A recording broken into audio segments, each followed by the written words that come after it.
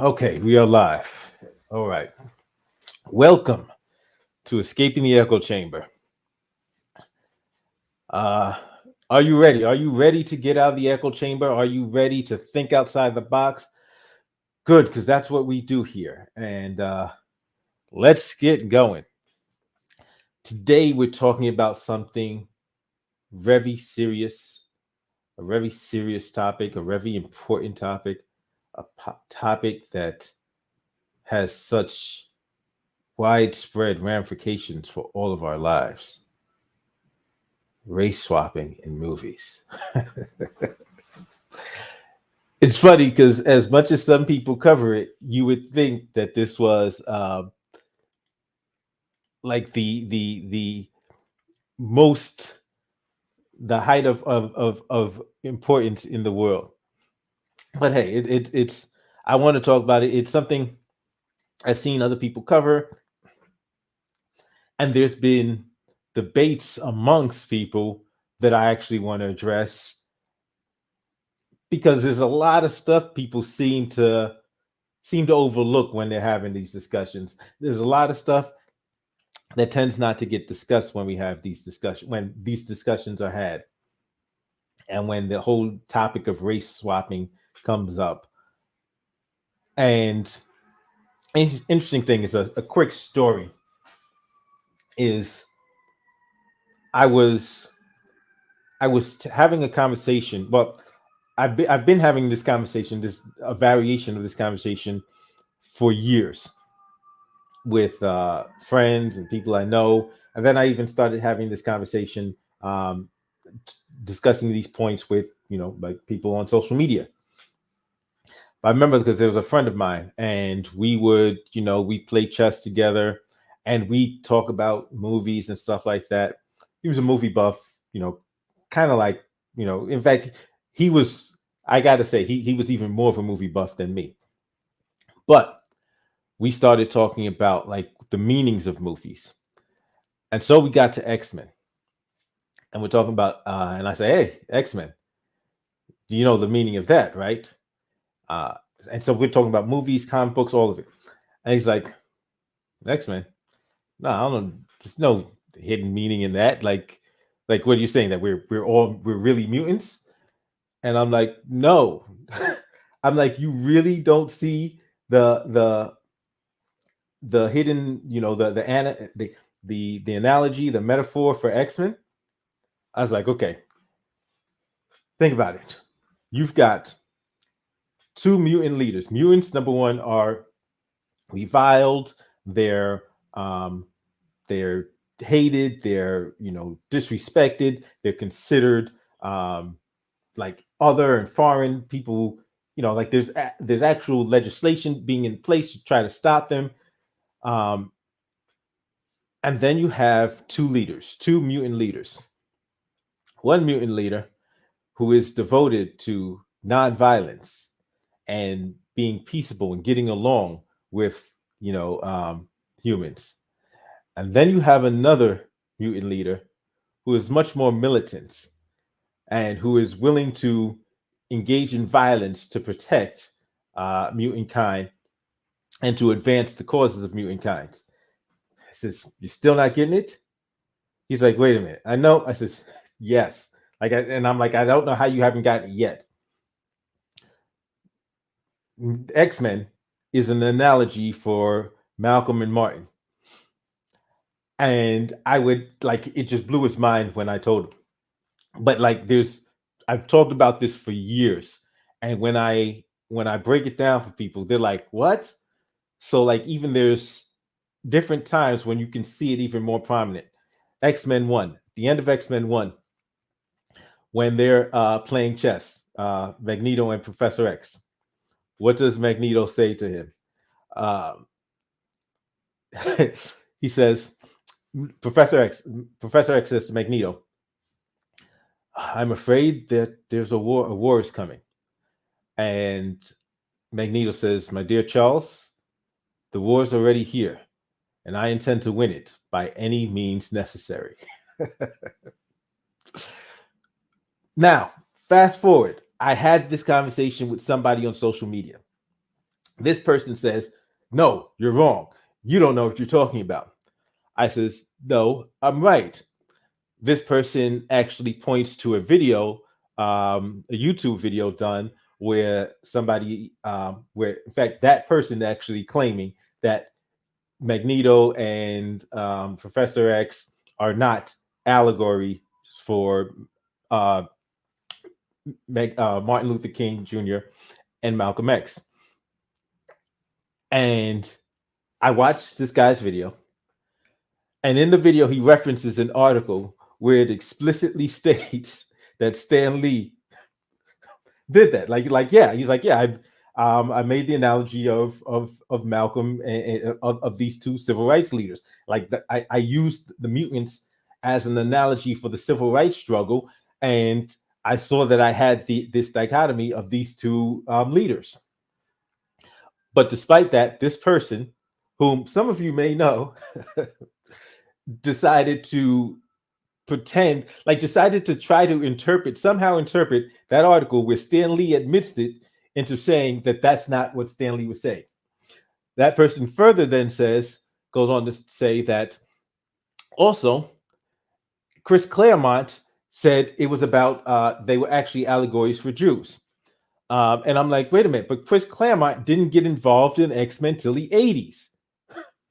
So when the X-Men were created, it was already an existing allegory. Yes, Chris Claremont can change it and adapt the story to make a different allegory. Just like in X-Men 2, they adapted the mutants to represent something other than Black people. But like I said, you may have heard of this individual. His name is Eric July. And so we had this little back and forth on Twitter. I watched this video, and his video was 1,000% wrong. But where that whole conversation came from, is because people were complaining about the potential of casting a Denzel Washington as either Professor X or Magneto. And I said, hey, if you're gonna do it, if you're gonna do it with characters that are actually based on Black historical figures, it kind of makes a little bit of sense. You know what I'm saying? Welcome everybody to the stream. Feel free to hit that thumbs up when you're coming in. Let me look at some of these comments. What I find really funny is how everyone who now has a problem with non-whites playing white characters have nothing to say about all the times non-white characters have been played by white actors. We're going to get into all of that today. Joe to go. I have a bunch of examples of that. A bunch. Like I said, we're going to get into all of that today. Literally, when I was in my whole anti-SJW phase, these dudes would complain nonstop about non-whites playing white characters, but never said anything about when whites play non-whites. Got it. Okay, so I'm going to have to get into this immediately, and I think I can add useful insight because I have been reading comics since the age of 4. Okay, someone. PJ, I did hear complaints for the first Doctor Strange and Ghost in the Shell. Okay, so that just already two. It's already two that you've heard. Now, but the interesting thing is to remember, the people that were complaining about those two movies. Okay, fact, there was two groups complaining about Doctor Strange. One group was complaining about one character, and another group was complaining about the other character. So a group that was complaining about race swapping was not complaining about both instances. They were only complaining about one. The problem is that if you haven't been reading comics for a long time, you're not going to understand certain things. Joe too, like what though from Doctor Strange? Yeah, we're getting into all of that today, James. All of that. If you do it to do it, then don't do it.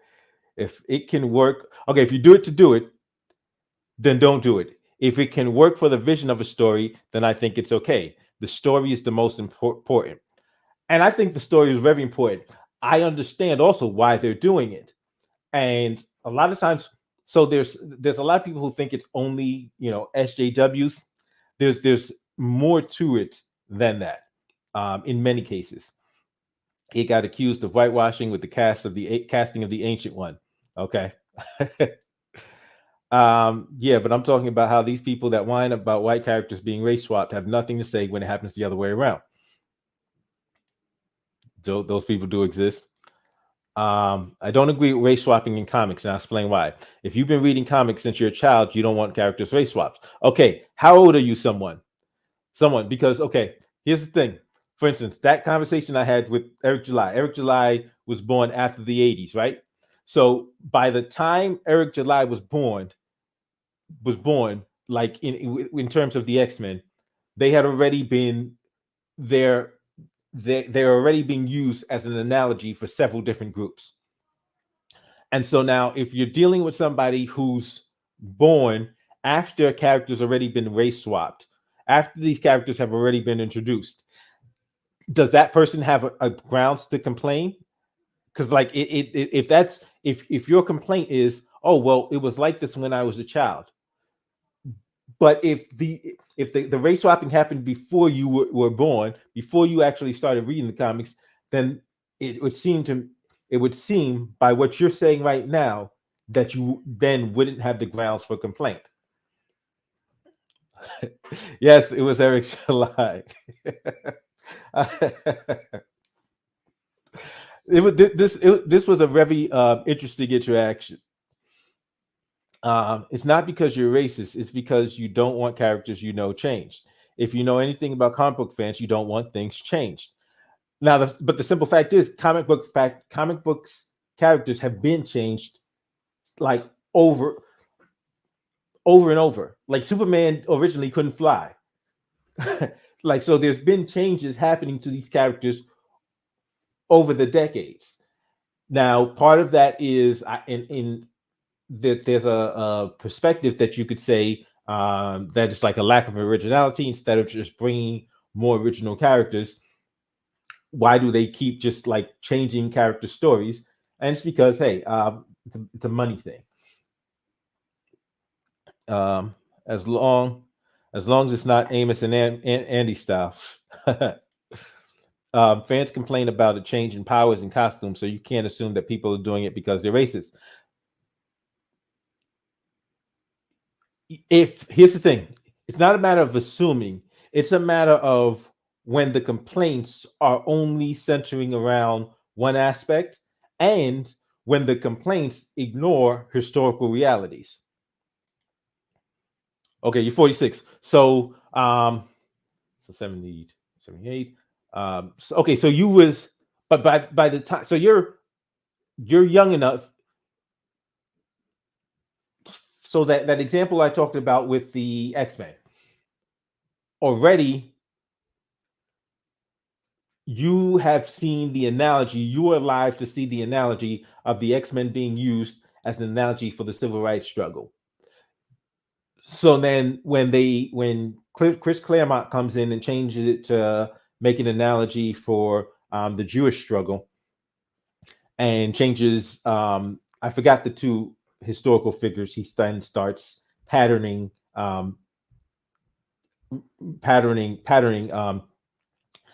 Magneto and Professor X after. But at that point, then that would be a change for you. And so you see what I'm saying? So like if an individual is going to complain, is it only one way, or are they going to keep it consistent? Are they going to keep their complaints consistent across when these changes are happening? When I first saw the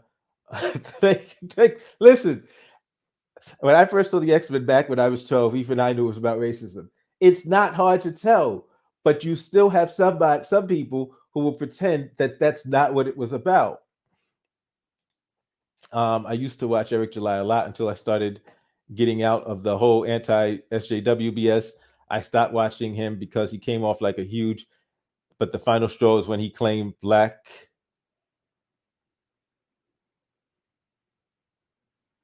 I'm gonna, I guess, burn down our neighborhoods during BLM, but I can't remember. But I can remember correctly, the majority of writers were right. What characters got changed to white? I just got here. Okay, no, we're getting into all of that, D. We're getting into all of that. X-Men is not about racism. It's more about discrimination, and discrimination isn't just about race too. Okay, it's an analogy. So the analogy was used originally in reference to the civil rights struggle. Like that's when the comic book, the X-Men comic book was made. Later on, another writer got involved, and he wanted to identify it more with the Jewish struggle.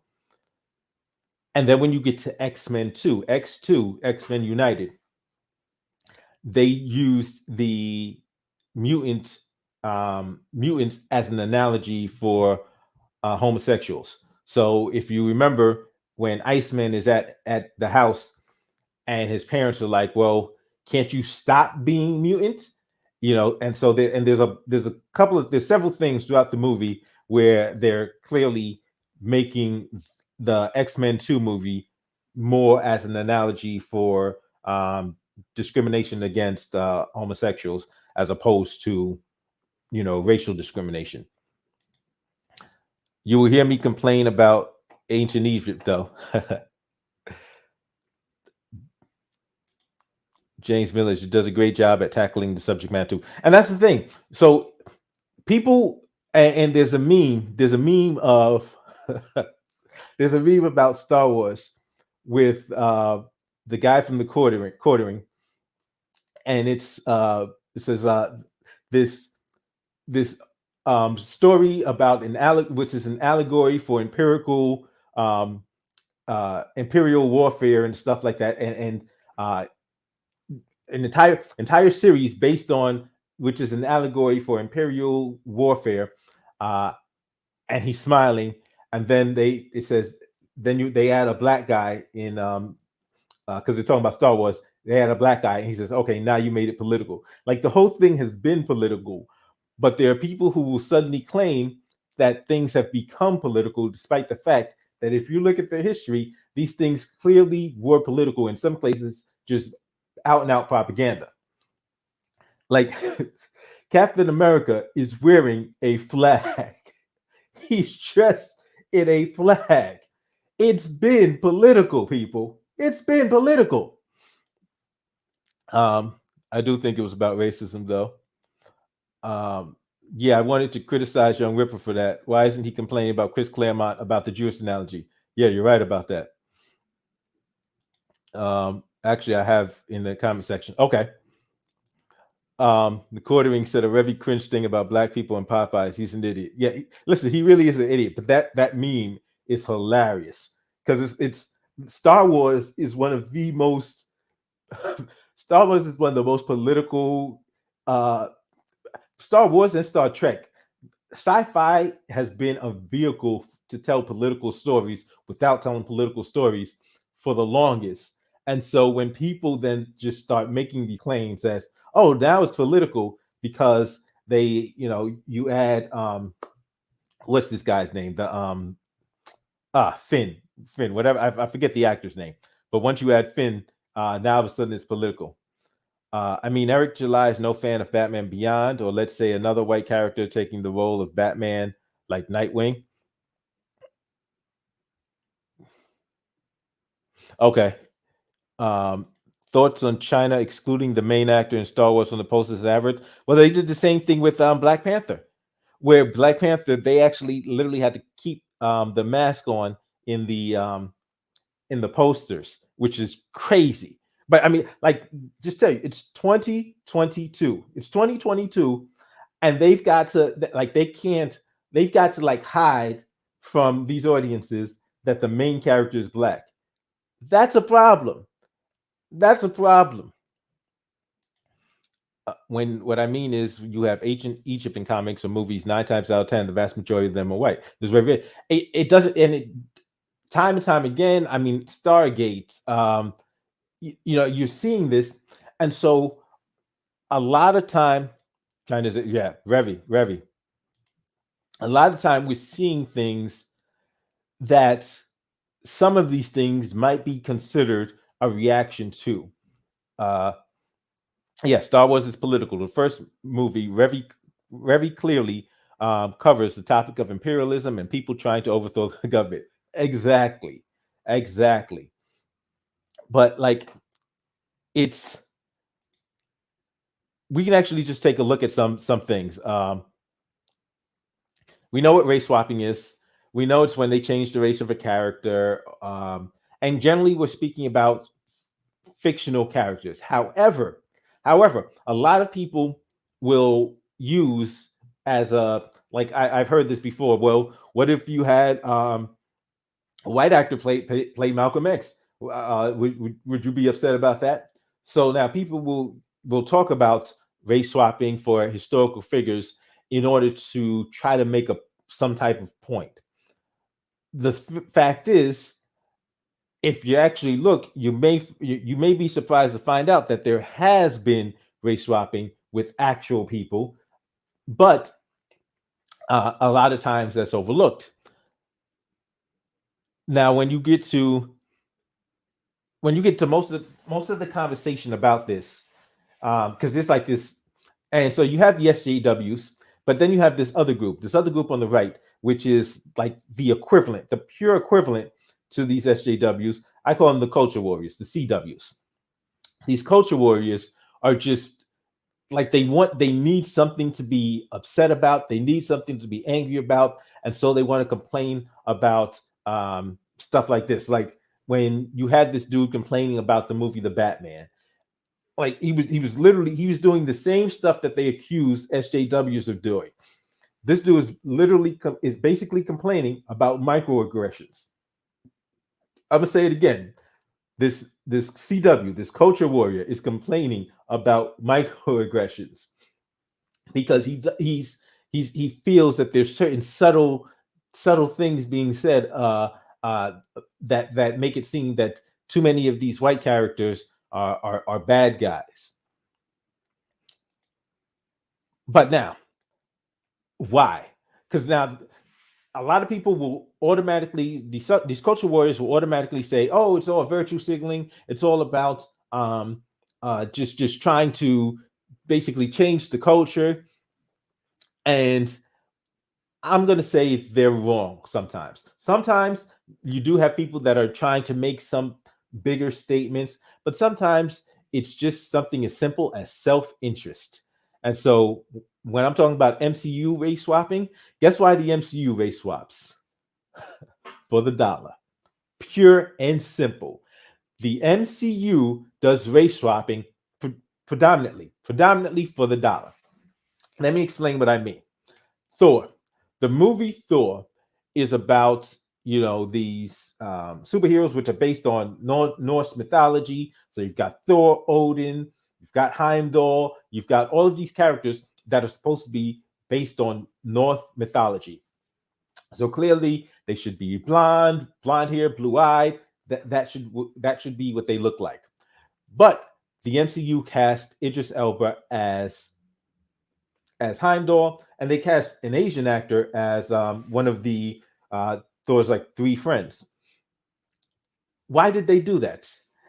They did it because they wanted black people and white and Asian people to watch the movie. It's that simple. They wanted black people and Asian people to watch the movie. So they knew Idris Elba is not just because they noticed they didn't just get some nobody black dude to play Heimdall. They got Idris Elba. Black people know Idris Elba. Black people like Idris Elba. So you put Idris Elba in Thor, and guess what? You've got black people coming to see, hey, okay, Idris is in this. Let me check this out. Right? It was a move of pure self-interest. Pure self-interest. And it's not the only time they did it. Doctor Strange, Chiwetel Ejiofor, once again, a prominent black actor who's well respected by the black community. Put him in this movie, black people were like, oh wow, okay, this dude's in it. I gotta check it out. I really like this dude. Like when the MCU does race swapping, the MCU is basically saying, we want to make sure this group of people comes to see this movie. So we're going to change one of the races of the character so that and put an actor that has the draw to get that audience in the seats, in addition to broader audiences. Um, Anti-SJWs or the CWs are worse than. Listen, they're so horrible. I prefer to have characters as they are in the main source material. Which main source material? Because remember, the main source material has been changing for decades. Because if you want to go back to the original, like let's go back to Superman as he was originally casted. Superman cannot fly. So if we want to stick to the source material as it was originally written, there's a lot of stuff that's been changed. In fact, of all of this stuff that people are like, we've never seen the actual source material. So I grew up on Christopher Reeve Superman, right? Guess what? That's not the original source material. There's stuff before that. So I still haven't seen the original. I mean, I can go back and look at it, but that's not what I grew up watching. I didn't grow up watching and reading the comic books. The comic books I had when I was growing up isn't the original source material. It's already been changed. So to make that like it's been changing since the very beginning, decades. From the 30s, they just keep changing things, and sometimes they'll change things because certain things don't make sense. Some things they will change to be more culturally relevant. So if things in the society have changed, the characters have to change, or else they're no longer relatable. But you make a good, valid point when you have complaints about race swapping only for a specific group of people. Absolutely. Malcolm X is not a character to race swap. He's a real person. We already know they love to race swap historical figures to white. 30 years from now, Malcolm X will be Jewish in the history books. Yes, we know that not all ancient Egyptians were black. The problem is we started, and at one point, all of them were black. People keep downplaying the black contribution to ancient Egypt. This is what it really is. Not disagreeing with you. Ryan Kinnell's goofy though. I'm no fan of Geeks and Gamers. I feel like a lot of them dudes are hacks, but I will say you see just some guy and Ripper have a different opinion, and so does Tyrone Magnus. So I've seen some of the things, like I've seen a little bit of Tyrone Magnus. I've got to watch a little bit more of him, because he seems to have some nuance. The thing with Ripper, the thing with Eric July, he seems to.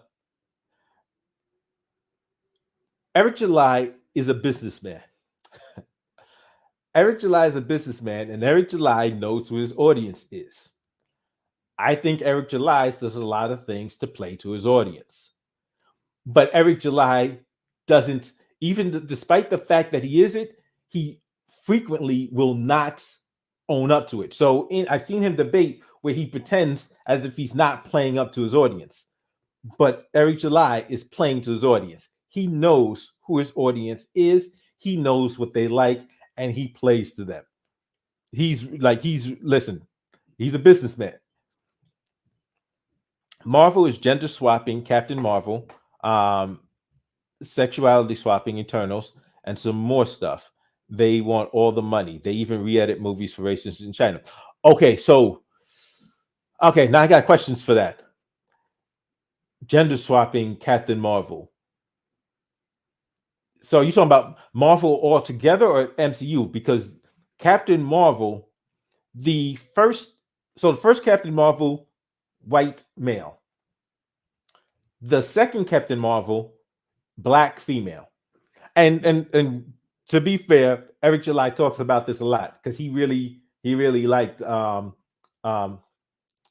I keep on getting Monica Rambeau. Is it Monica Rambeau? Is it? Yeah, so I think it's Monica Rambeau, because I keep getting her and her mother confused. But he talked a lot about that, where she was the second Captain Marvel. The Carol Danvers was the first Miss Marvel. Later, she became Captain Marvel, but so they that gender swap in turning Captain Marvel into a woman, which was first a black woman, that happened decades ago. And then, um, but like the MCU is very calculating in who they're casting. The MCU in their casting is super calculating and making it so that they can put certain, race, gender to get that group of people into the movie theaters, get those butts in the seats and make a killing. And so, like, they want Asian actors. They're interspersing Asian actors in there because they realize China is a cash cow. They want China watching their movies, promoting their movies. They want to get China's favor, so they make sure, okay, we got to get Asian actors. Boom, put them in there. I liked Black Harvey Dent in Burton's Batman and would have loved to see him become Two-Face. So yeah, a lot of people like, because that was years ago, so a lot of people didn't realize Billy D. Williams as Batman, in back then. Santa Claus always wears green until Coca-Cola thought he would look better in red. It's about the money. It's about the money. What I can't stand is how you now have so many people labeling everything that has a black character as woke. It's serious. It is crazy. As woke SJW garbage, it's insane, racist as hell, and they're just becoming what they preach against. Yeah, because they are literally complaining about microaggressions and representation. they're, they're complaining that they don't have adequate representation or they have negative representation while ignoring the whole fact that these conversations started about representation. It's like, wait a minute, you just proved that if you're where Ryan Kinnell wants to complain about negative representation, whites looking bad in the Batman, then that's like, how can you have any problem with SJWs or anybody who's complained about the way Hollywood has portrayed black people, specifically black males, for decades? They make black males look like thugs. They make black women look like harlots. Like, they just do. Like, Hollywood's been doing this for decades, but the only time he has a problem with it is when he thinks that white people are made to look other than completely virtuous. That's a terrible argument, though. I'm not sure. Let me see. I'm not sure what you're referencing. Escaping. I think when people talk about source material, I think folks mean when it's at its best. But that is so completely subjective. You see what I'm saying? And so and while we're on the MCU,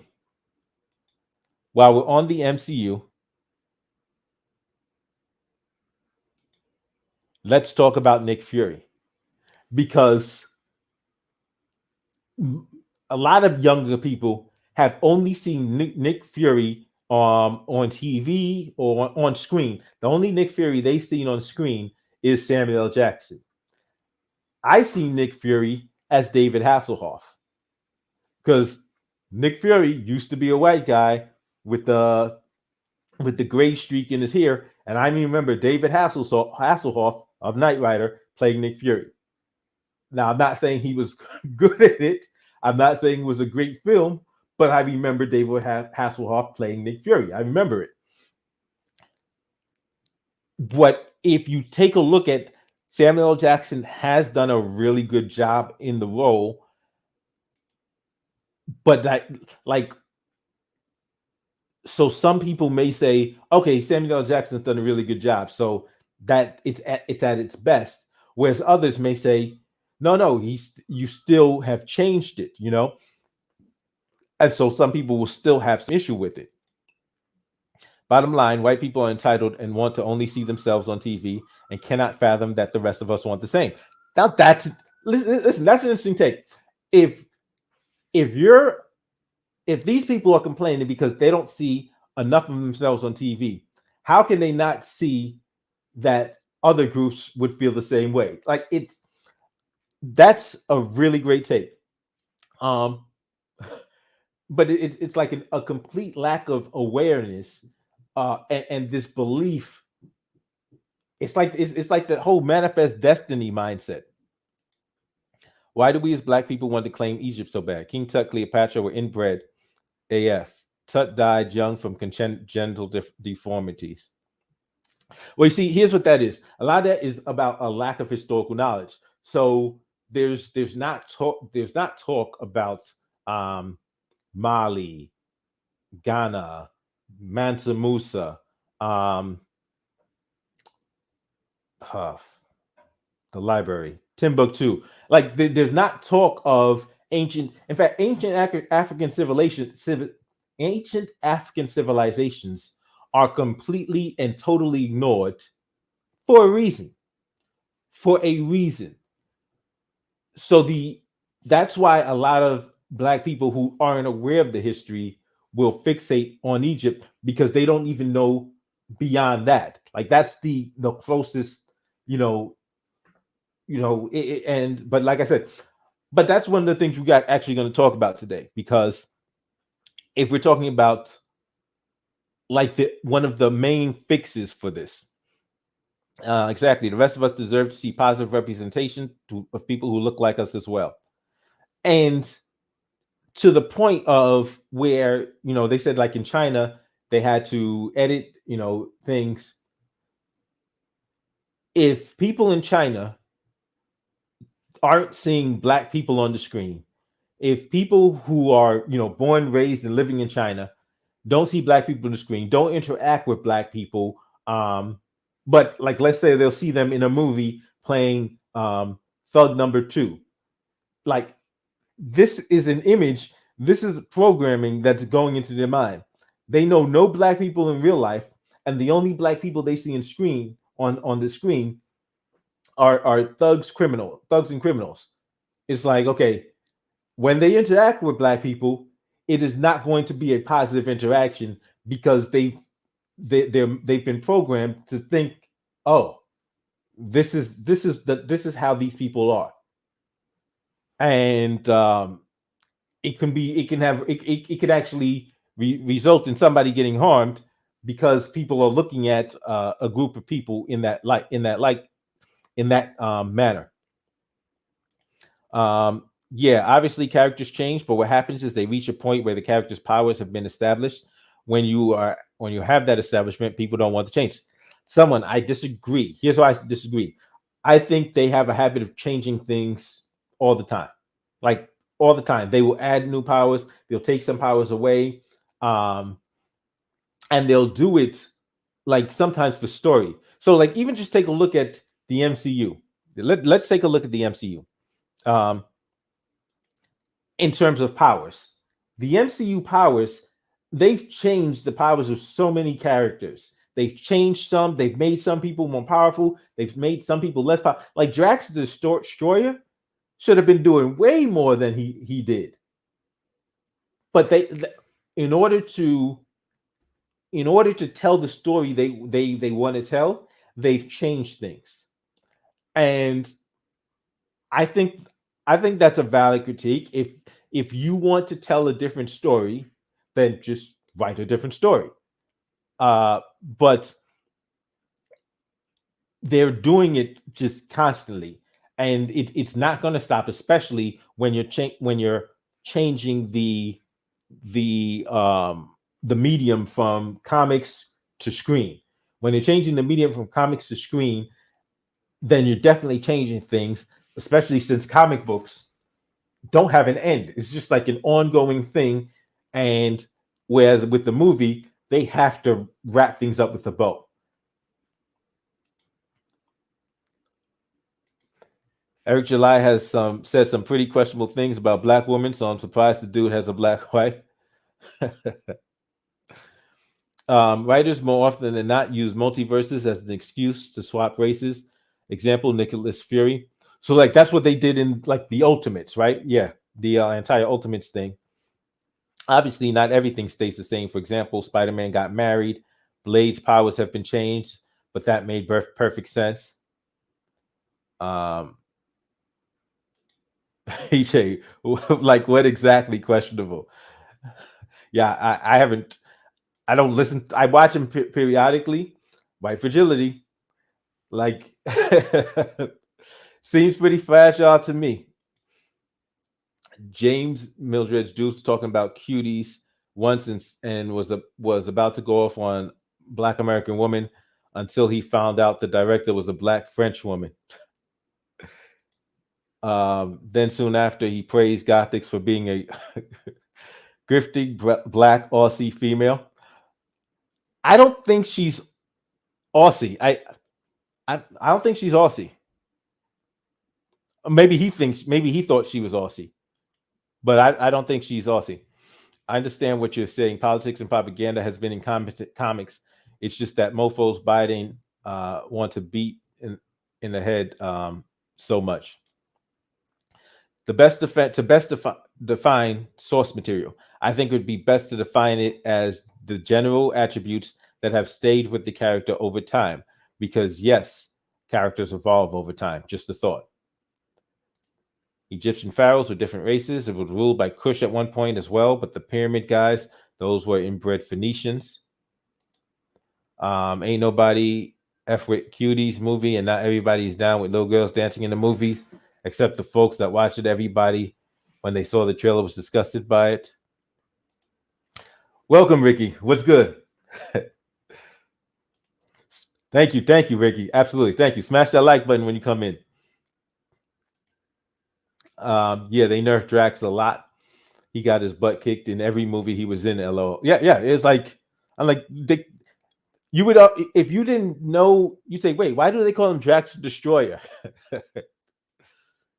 Okay, so he gives Gothics a shout out. So what in clout? Gothics gave a shout. Well, I mean, they've been on each other's shows and everything. James Mills, nope. Dude said that right as he was about to down Black American Woman, then said he likes. Okay, so he thought she was Aussie. Okay. Race swapping isn't a problem until it is. I remember when comics were fun. These anti-SJWs and the drama has me pretty tired of comics and the movies. I'm too old to nitpick every change in comic. And here's what, because like there's people, I'm watching comic. There are people in the comic book space, in the entertainment space, who are looking at this and like, will y'all shut the hell up? Will y'all stop crying? Because there are people that enjoy comic books and enjoy fandom, and they see it's reached a level. These culture warriors have reached a level of like they've jumped the shark. They've beyond jumped the shark, and they're just going overboard and just complaining like they're looking. They're specifically and intentionally looking for something to be offended about.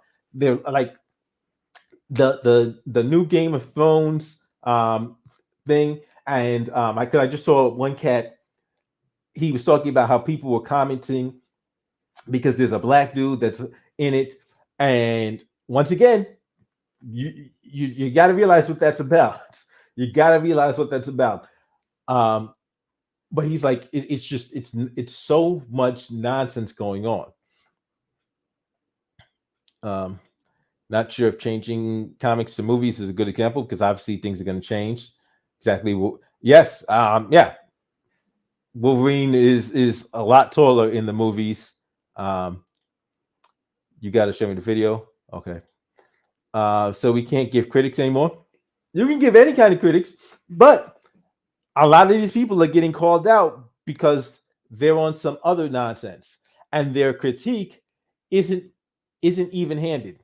So, like we talk about with the MCU race swapping, DC race swapping, particularly with their TVs, seems to be much more oriented to being a message and being done for inclusion. Although you can argue putting Perry White into um, Lawrence Fishburne as Perry White, like they would like, okay, we got Lawrence Fishburne in a movie, let's get black audiences in here.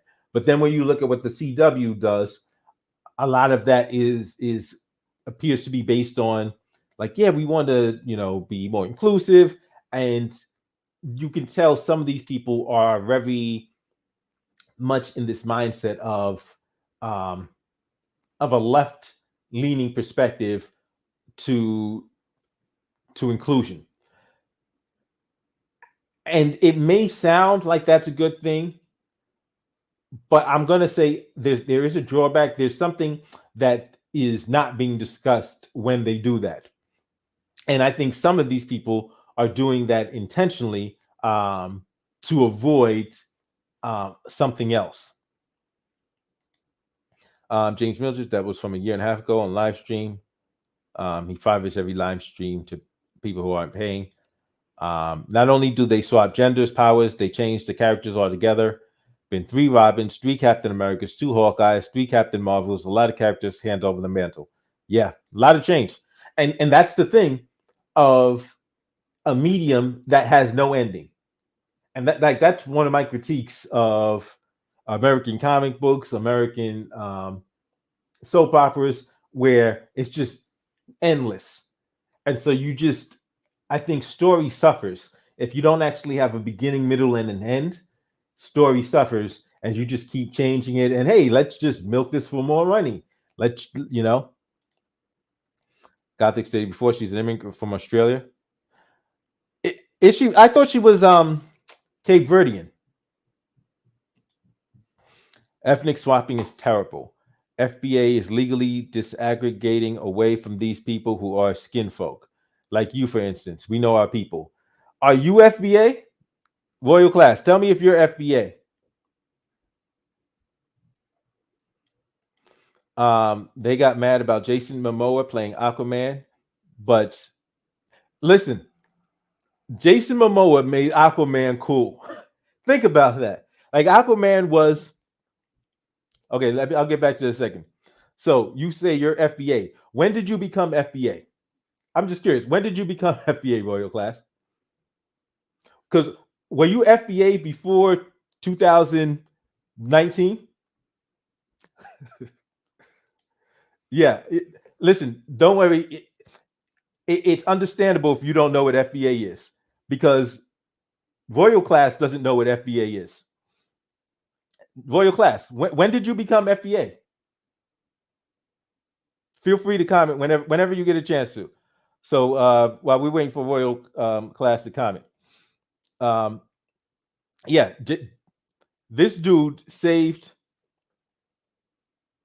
Okay, when your people built this country, number one, okay, so when your people built this country, you weren't alive. But when you were born, when was the first time you used FBA? You used FBA. You used FBA when somebody told you to use FBA. So listen, am I FBA? No. I'm a Black American, yeah, but I'm not FBA, because FBA and guess what? They told you what it was, but you wasn't listening. They told you what FBA was, and it went over your head. They specifically told you. They told you. They said you can't trademark a lineage. And they're right. They told the truth. You can't trademark a lineage. But they trademarked it. Why? Because it's not a lineage. It's a brand. That's it. It's a brand. If you like the brand, cool. I'm not going to identify myself by somebody else's brand.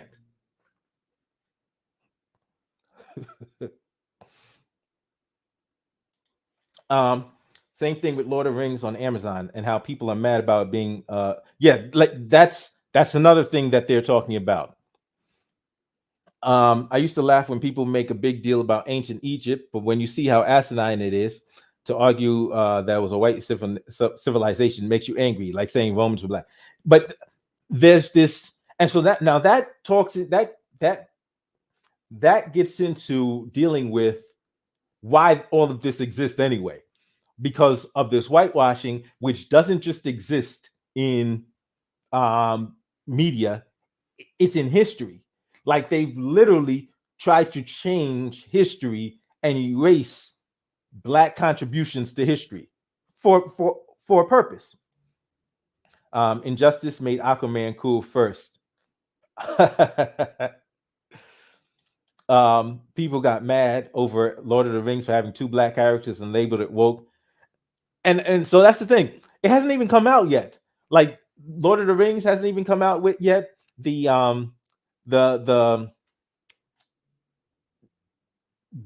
Star Wars one with Kenobi. Kenobi hasn't come out yet, but they had a black woman in the trailer, and people are and the culture warriors are already losing their minds.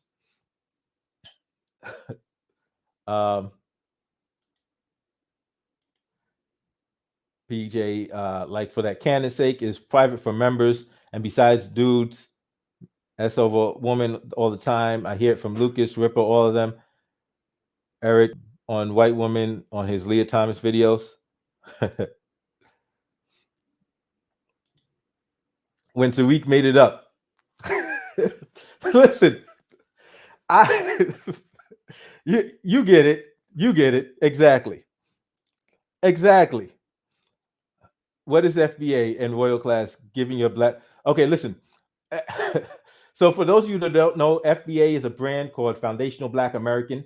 And Tariq Nasheed is very popular, very influential. But like people, listen, if you want to claim FBA, that's your choice. I'm not claiming FBA because that's his brand, number one. Number two, like let's say I wanted to put on I could literally make a shirt right now. I could make my own clothing saying Black American and proud of it. I could do that, right? Guess what I can't do? I can't put on a shirt Foundational Black American and proud of it because that's his brand. Black American isn't a brand, it's a lineage. Foundational Black American is a brand, and I can't use that, even though right now there's a dispute as to who has ownership of it. But he's been using it since at least 2019. So I'm pretty sure that he's actually going to once everything is cleared up, he will have sole ownership of it. But it's his brand. They burned down every library they came into contact with. Oh yeah, absolutely. It's been a systematic whitewashing and erasure of Black history, of Black existence. Foundation of Black Americans, yes. That's on you. My tribe and we have disaggregating immigrants have never been of any benefit to FBA. Disaggregated. Oil Class, you don't think tribalism has done Black people in enough? What are immigrant contributions to FBA? Well, it's a brand, so I listen. Contributions, please. No different from the brand name Nigerian. Nigeria is a country. Haiti is a country. Foundational Black American is literally a brand. It's a trademark brand. Black American is a thing. It's a lineage. Black American is an ethnicity and a lineage. Foundational Black American is a brand. Like there's a difference. So like I said, you right now, you can go and make t-shirts for yourself. You can sell them saying Black American and proud of it. If you made t-shirts saying Foundational Black American and proud of it, you could be ordered to cease and desist because that's somebody's brand. FBA is a brand created by a race hustler with no morals to compete with ADOS because Tariq noticed how profitable it became to rag on Black immigrants as Yvette Carnell has done. Can you tell us how immigration, according to data, has benefited FBA? America is a country. Yes, America is a country. Okay, so when you get to when we're talking about the race swapping, what DC does, DC tends to be more, especially on the CW and everything, it's more about messaging and inclusion. and you can tell that you're dealing with some intense liberals that are behind that. So they want to push, inclusion, and um, they do a lot of that. Occasionally and they'll do it whether or not it makes money. Like they'll do it to the detriment, to the potential detriment of the dollars. Whereas the MCU is focused on the money. The MCU is focused on, okay, we need a black person in this movie. We need an Asian person in this movie because we want black audiences to see this movie and we want Asian audiences to see this movie. So this is what we're going to do. Keep 100, black immigrants, keeping our college numbers up. Tribalism will be the death of black people. How many morons do you have hating each other because they are light skin or dark skin, or black women or black man? People need to wake up. We're all black. I mean, it's easy enough to do, but I'm at a point where there's some people who won't get it. There's some people who won't ever get it. There's some people who won't get it till things are way, way worse. And then all you can do is say, well, we tried to warn you. You know what I'm saying? Well, I don't try to entirely agree with you. The subject has nuance, but I'm not able to do my argument. I hope one way I can make a video on this. So someone, which are you talking about, the race swapping or one of the other issues we've talked about?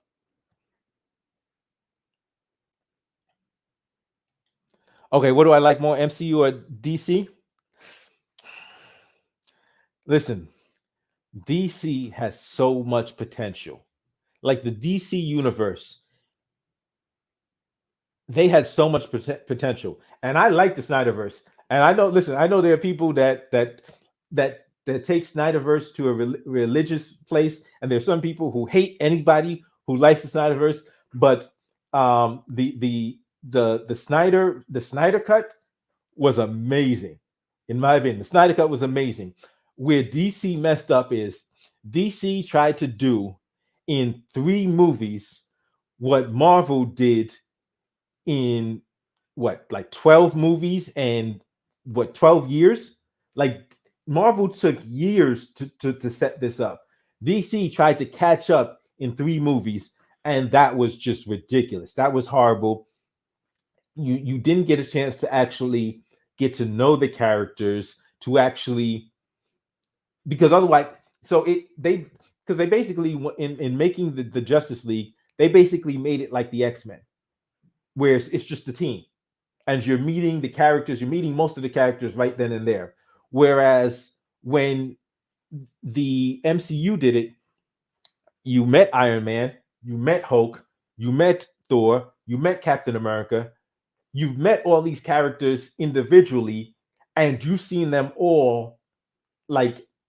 seen them all hold it down by themselves. So now when you see that, when the movie is teased of them all coming together, you're like, wow, this is going to be big. It hits different having seen that each of them can handle situations individually. So seeing them team up makes it that much more of an event. DC completely dropped the ball in just, hey, let's just Superman, what we do, Superman, Wonder Woman, and Batman versus Superman. Justice League, it's like, what? Like, and then you have Aquaman, Aquaman and Cyborg in the after credit scene. It's like they dropped the ball. They still have potential to save it if, and only if, in my opinion, they do the Injustice storyline. If they do the Injustice storyline, because already people are saying they don't like Henry Cavill's Superman, he's too dark. That makes him the perfect Superman to do the Injustice storyline. So yeah, Marvel, I think, has the edge in terms of the MCU. Um, When my sister graduated, Duke Medical School was full of black women, immigrant black women, more black women at that graduation than any. My sister was the only ADOS. But listen, it's and I understand why that's happening, and a lot of people are talking. So there's some people that miss why that's happening, and they'll criticize Black Americans without realizing what's being said and what's being made evident about the American educational system. Um, and so, like, if you look at just how horrible the American educational system is, you'll realize why immigrants can come from other countries and then just start thriving, because our American educational system sucks, and it's that way on purpose. Like, they're doing this on purpose. So they've actually made the American educational system so horrible that they're using the schools to mass produce the lowest wage workers, and then they'll bring in immigrants that have education that can come above. So like they're doing this intentionally. But once again, I'm not going to criticize the black immigrants who are coming trying to build something for themselves when I realize that the the people running these schools are intentionally trying to miseducate and undereducate black people in this country. I would say MCU for sure. They have a lot better movies. Yeah, definitely. But I just thought about it. Maybe you were asking me about the Marvel versus DC, the comic books. I would have to say my favorite comic book characters are Marvel. Of my favorite, because Carnage is one of my favorite villains, and um, like the X-Men, I really like, and so yeah, I'll give it to Marvel. The race swapping, I don't entirely agree with you. Okay, so okay, but I think you've. So you're saying you don't agree that why it's being done, or you don't agree with, because like I haven't, just because I'm criticizing these culture warriors doesn't mean I necessarily agree with the race swapping. See, I get why it's being done. I understand that they want black audiences in seats, so they're like, okay, we got to Thor is going to be an all white movie if we don't put a black eye in it. Idris Elba, we need you. Boom. And so they're doing it to try to get appeal to other audiences. I do think there's a better way. I do think that necessarily, while that may be good for their bottom line, their dollars, isn't necessarily best for black people in the black community. So you've given one black actor a role, and now we have a bit part in the movie, a small part in the movie. But what about telling black stories from black people's perspective? And it goes deeper than just telling the stories. DC is on the come up right now. Suicide Squad, Peacemaker, even like Wonder Woman 84. Listen, Wonder Woman 84, as panned as it was entertaining. It was fun. It was just fun to watch. The Suicide Squad and Peacemaker, I enjoyed. I'm looking forward to Black Adam. I'm really looking forward to Black Adam. That looks like it's gonna be pretty serious. What WTF is ADOS, and who cares if mostly immigrant black women graduated there? If slavery came back, we are all hitting that plantation, rather you're liking it. But I mean, there's some people who won't get that. They won't get that until you know until it happened, and then they'd be like, they would be there, getting beaten, and be like, wait a minute, you're getting beaten too, but you're an immigrant, you know. They wouldn't be able to get it. And of course Aquaman. And yes, the Snyder Cut fixed. It was a different movie. the Snyder Cut became a different movie. Like it was like, wow. When I saw the original Justice League, I thought it was just there was absolute trash. I didn't think there was a way to fix it. When I saw the Snyder Cut, I said, wow, if that had been the movie that had came out, it's a different story. I've always disliked DC besides the new Teen Titans comics and the old Teen Titans cartoons.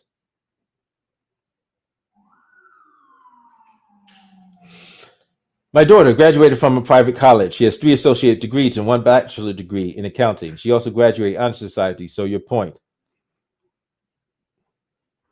Congratulations. I have only 1 associate's in education. Okay, so as somebody who's in education, do you agree that the American educational system, and I'll say the public school system from K to 12, is just woefully inadequate? You asked what the Black immigrants were doing for Black Americans.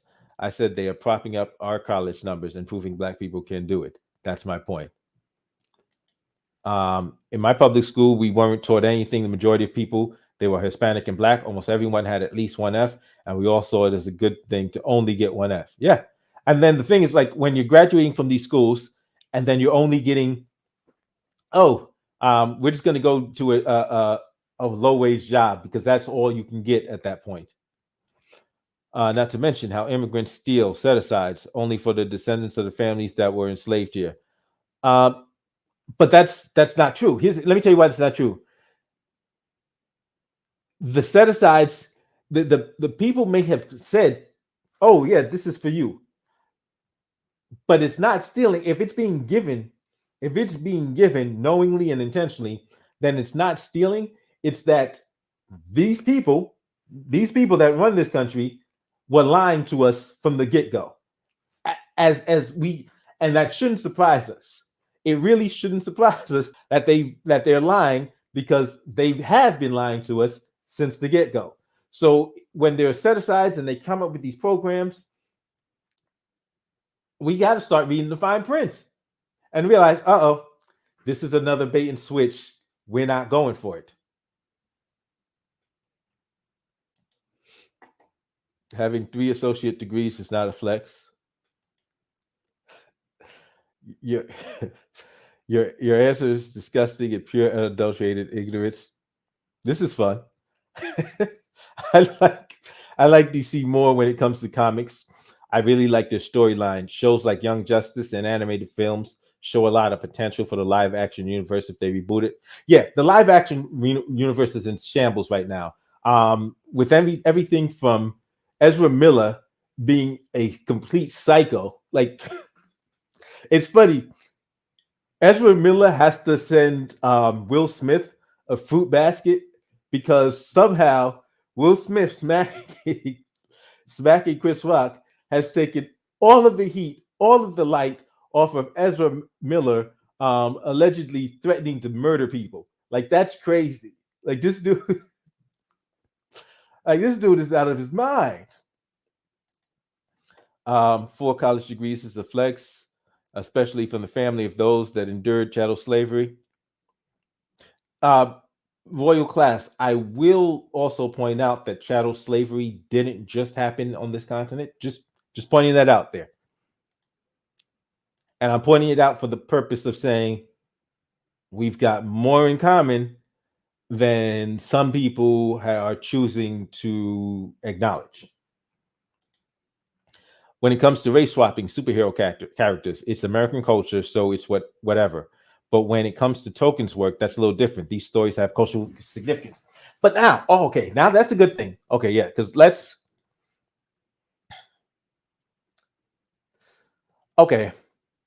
that's going to bring us to when token stuff was written.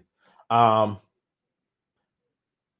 with a lot of, if we're taking a look at a lot of this stuff was written before we were originally written, before we were alive, before those of us that are on this live stream were alive.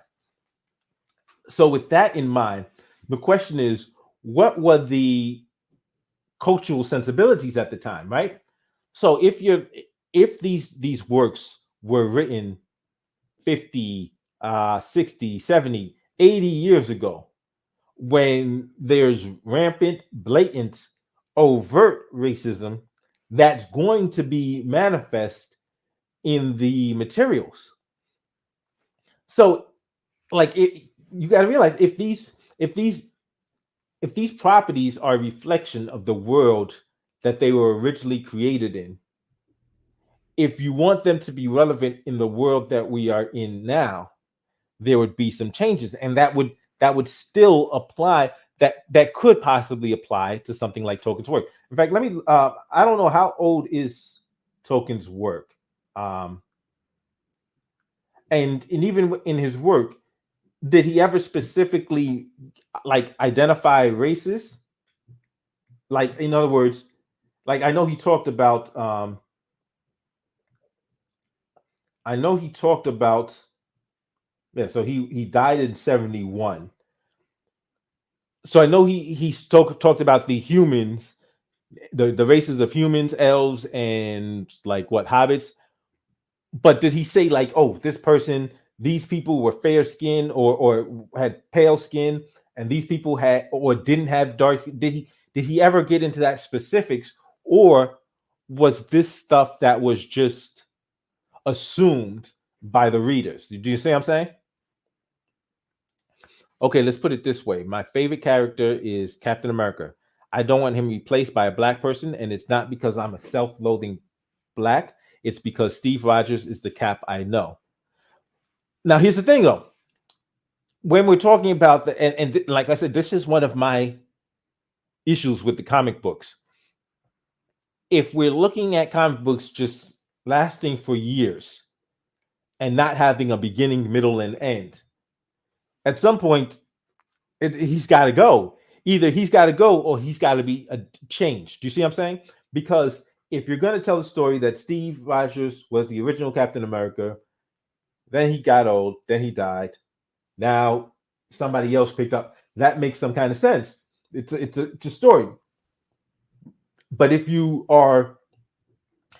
at a point where you're like, okay, people really like this character, so instead of actually making the story like just linear, we're gonna just completely reboot the entire universe and start over again. Okay, Captain America, new Captain America, and sometimes it's gonna be the same character, sometimes they're gonna change it.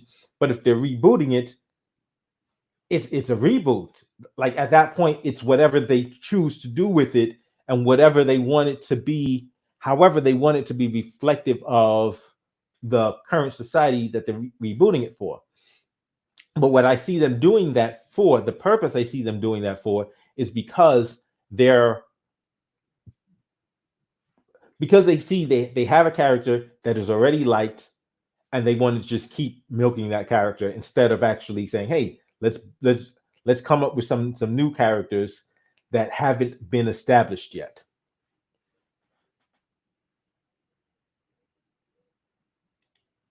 Thank you. Snyder Cut wasn't perfect, but a whole different movie. I actually liked it, which had me surprised. I haven't hated Man of Steel. The only thing I liked from Snyder was Watchmen. Okay, I Zod was I liked General Zod, ever since Superman 2. Christopher Reeve, Terrence Stamp. General Zod was such a cool villain. Such a cool villain. So I was just happy to see General Zod in Man of Steel. And Michael uh, and the actor who played him did a good job of bringing like some real heft to the role. Yes, I do agree it's woefully inadequate. All right, awesome. Yeah. Bear in mind, back in the day, Steve Rogers was replaced by John Walker. John Walker has blonde hair and blue eyes, and people still complain. You get my point? Okay, listen. I Not all complaints are based on that, are going to be based on race, but a lot of these complaints are being based on race. And here's why, and because now we're going to get to it. we're going to get to, because we've talked about, okay, let me just read these comments and then we'll get to the next phase of the conversation. And then the next phase of the conversation is going to be whitewashing. But let me just get these comments. That was so annoying about the light skin for instruction. So many people whining, but they were still, slavery came back, we all school. Yeah, but Young Justice went downhill after season 2. The thing is, they come over here with better education than us, and believe it or not, the educated ones usually come over with money, and the ones that don't work hard. And listen, a lot of people miss that there are people that come over, foreigners that come over that have money and education, so they already have a leg up. And the individuals that are working hard have a motivation.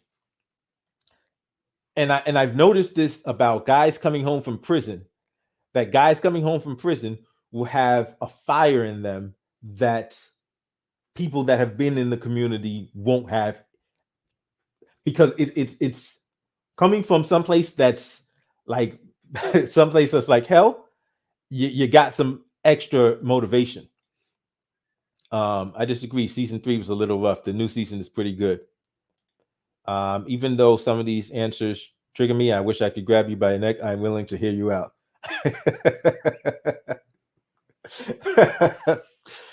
It's always it's great to have some good dialogue, even when we're not in complete agreement with each other. That's an awesome thing. It's an awesome thing.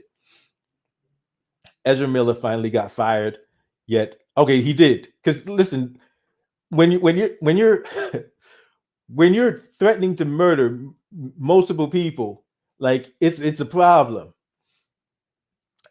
Well, Amber Heard, I think Johnny Depp's case is being heard next week, so that could that could change.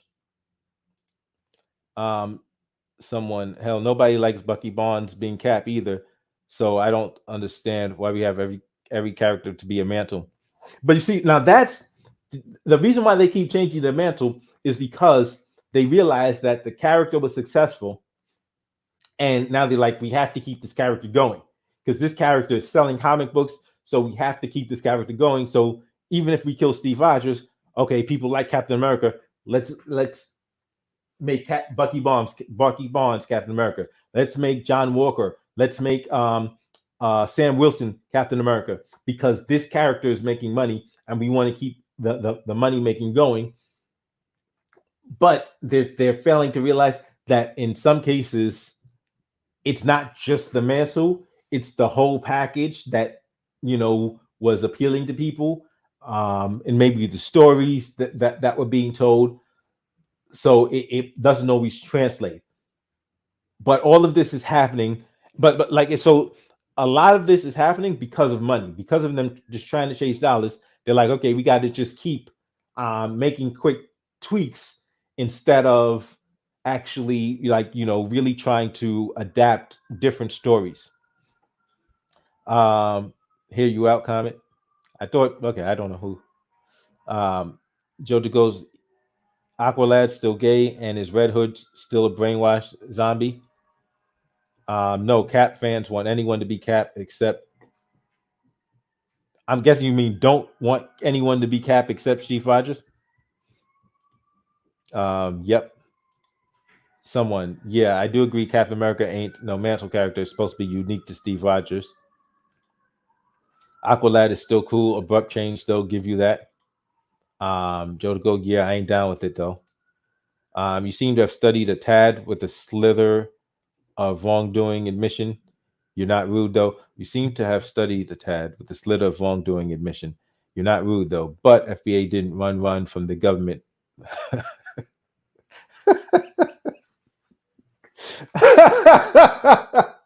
Listen, Tariq Nasheed is Tariq Nasheed is a very funny dude. That video had me in tears. That video had me in tears. Listen, that video, and this is what I'm saying. I think I want to see us all get along, but I also believe we can't take ourselves too seriously. So I would encourage anybody who was of Caribbean descent to just be able to laugh at that, because that was funny. That was funny. That was pretty funny. That was pretty funny. that was that was pretty funny. Kind of. I'm not an expert on Token's work. I recommend checking out just some guy's video. He got videos about Token. Oh yeah, not sure how I forgot about Watchmen. And I like the theme of Watchmen. The theme of Watchmen was really good. Whitewashing is my favorite topic. Oh yeah, we're getting in. We're getting in. Um, they got big mad about the whole premise of the new Watchmen. Oh yeah, yeah. About Doctor. Spoiler alert. Spoiler alert for anybody who didn't see it. Spoiler alert. I'm saying it. Anybody who didn't watch the season of Watchmen with Regina King. Yeah, the whole Miss Dr. Manhattan thing, that was like, wow, that was slick. That was, yeah, that was a really good, going back to the Tulsa massacre. Whew, that was serious. That was serious. It's better for an artist to come up with their original character and story. Race swapping seems lazy to me. Listen, but you got to realize who's doing this. So I'm a studio. I've bought, okay, Disney buys Marvel, right? The purpose why Disney bought Marvel is because it's a popular intellectual property. I purchased it so that I can make money off of it. There's no, if I'm just going to throw Marvel to the side and then make my own original properties, why did I buy Marvel? See? So I bought Marvel because people recognize the characters, and I think I can make money with the characters that have been written. But I realized that they were written at a different time, and now I might have to make some tweaks for my dollars because it's business with them. And so, like, that's why I say a lot of the race swapping, um, and particularly when they're oh, let's get Idris Elba in here. Oh, let's get Samuel L. Jackson in here. Oh, let's get, who else did they? Chiwetel Ejiofor. Let's get Chiwetel Ejiofor in here. Boom, they're doing it because they want a black actor in the movie so they can get black audiences in the seats. Love, so many white people don't give a damn about race swapping or racism until it happens to them. Didn't run from the government, the Underground Railroad, though. 400,000 years, 400,000 years, lazy how. They race swapped him too. Yes, yeah, with Dr. Manhattan. And so yeah, I know that pissed some people off. By the way, Token did have black characters they're called Harridans. Okay, see, I haven't read Token. I've seen the movies, but I haven't read Token, so I don't know what the books say. Like, I've read George R. Martin, and so I think, yeah, they're making changes to the characters. But let's be real. No amount of race swapping can ever compare to the travesty that was season 8. No amount of, if they made every character, if they changed the race of every character, it still would not be at all equal, or even any in any stretch of the imagination equivalent to season 8 of Game of Thrones. That was a travesty. Yeah, but escaping oversaturation of the same characters, just lazy and repetitive. Like, I want Spider-Man to be the only part of Peter Parker, not Ben Riley, Miguel, Miles Morales, Flash Thompson. Yeah, but they're doing it. It's about the money. It's about the money, and that's why I said I think it's. I don't even think, I think comic books aren't the best, especially as they're dealt with in America, aren't the best art form. There are hundreds of black superheroes DC and Marvel could make movies with, or at the very least continue to comic line. Okay. Are you of Haitian descent? I'm asking because although we bump heads with a few Haitians, most of them are writers. No, I'm Black American. It's been good conversing with you. Thanks, Royal Class. Thank you. Um, I'm not really a token reader either. I researched it. Um, okay, let's get into the whitewashing. Um, where's white? Okay, whitewashing. Okay, so now the thing about whitewashing is they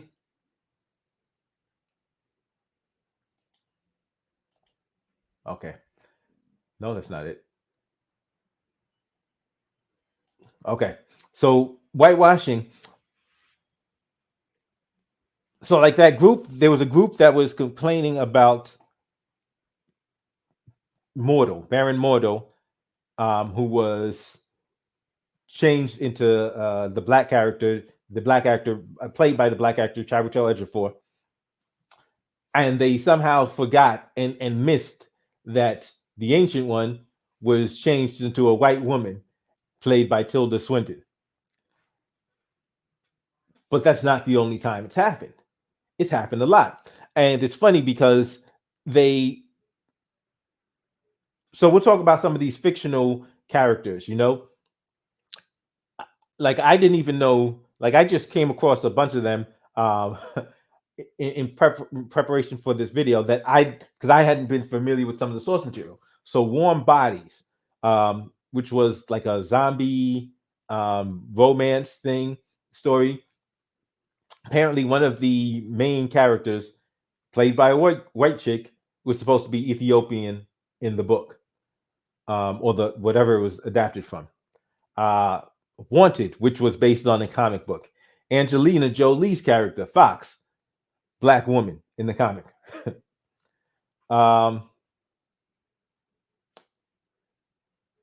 Speed Racer. They changed the entire family to a white family in the Midwest.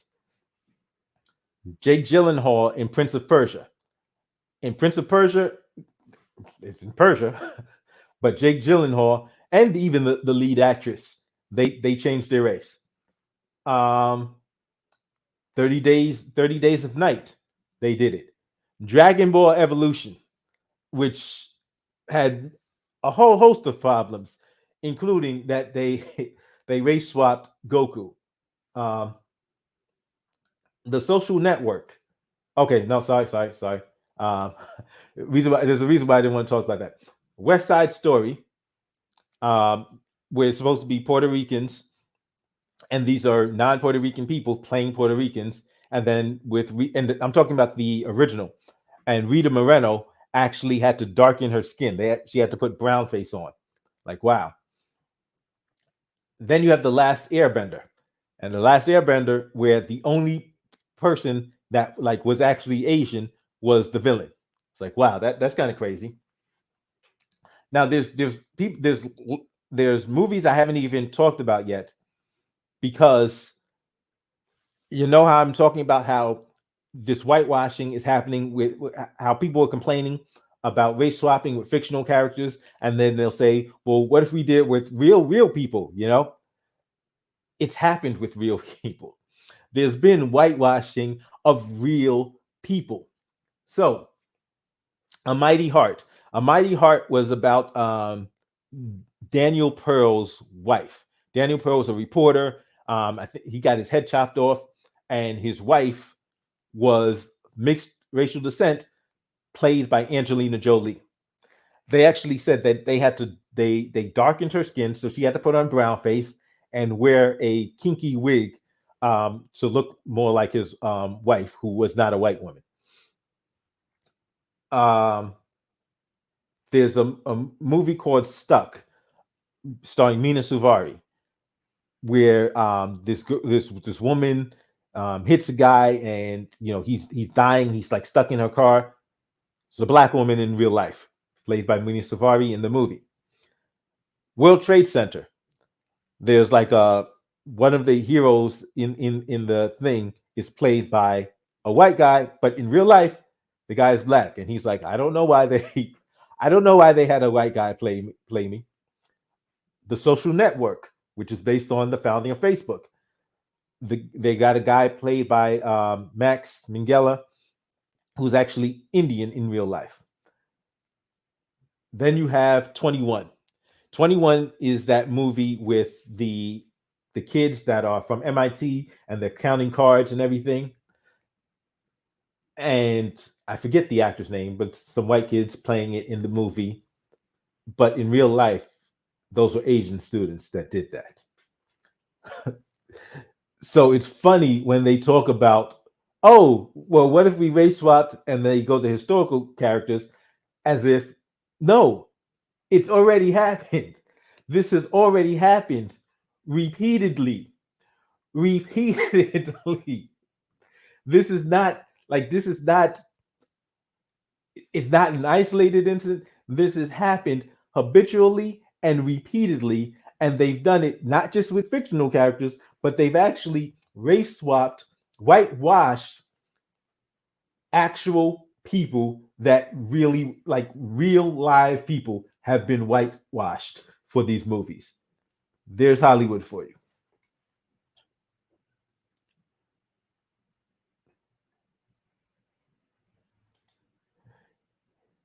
Yeah, it doesn't get worse than season 8. Waited nearly 2 years for the. Oh, seriously. I don't like. I don't. I'm guessing you're saying I don't care. I don't care if a character is white, black, gay, fat. If the character is well written, matters more. Okay, if that's your position, I get it. But there are people who are like their channels every day. They're complaining about. They're finding some character that they think shouldn't be like even before they see the show, they'll just see the trailer for the show and assume, oh no, they want to erase white people. Like this dude complaining about the Batman was crazy. Like Batman's still white. You get that? Batman was white. Uh, Alfred was white. Like there's still a bunch of white people in this movie, not just the bad guys. Whitewashing is rewriting history, Christianity, school, childhood, advertising, movies, literature, news, music, holiday celebrations. And that's what people are missing. That's what a lot of people are missing. Like, this is beyond just a movie. This is beyond just, Hollywood.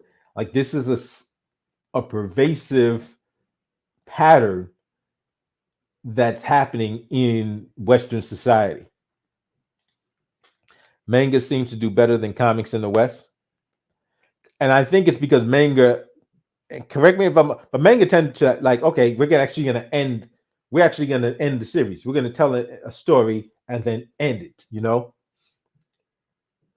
If you want to expand on new characters or expand on the characters related to the character, like Spider-Man, then focus on making them great, like they did with Venom. And okay, wait, are you saying that those characters are great, or are you saying that those movies were great? I haven't seen Morbius yet, but are you saying that the Venom movie was great? I Manga anime is also whitewashed. Goku going blind, yeah. And then what they do with Mr. Popo. Oh my god. Whew. That gets me angry. Like that what they Mr. Popo. Wow. The epitome of real life whitewashing. Elon Musk is South African. Um, it's just like Batman. If you're gonna kill Bruce Wayne and focus characters related to him, like Grayson, then make Richard great as Nightwing. Don't make Dude Batman because Bruce died. The Last Airbender was an absolute travesty. Yeah, and it had so much potential. Any movie with ancient Egypt. Okay, yes, I left out Exodus, Gods and Kings off the list. Any movie, bet you Moon Knight and Black Adam is hardly going to have any. Okay, so listen. Now, here's what's going to happen.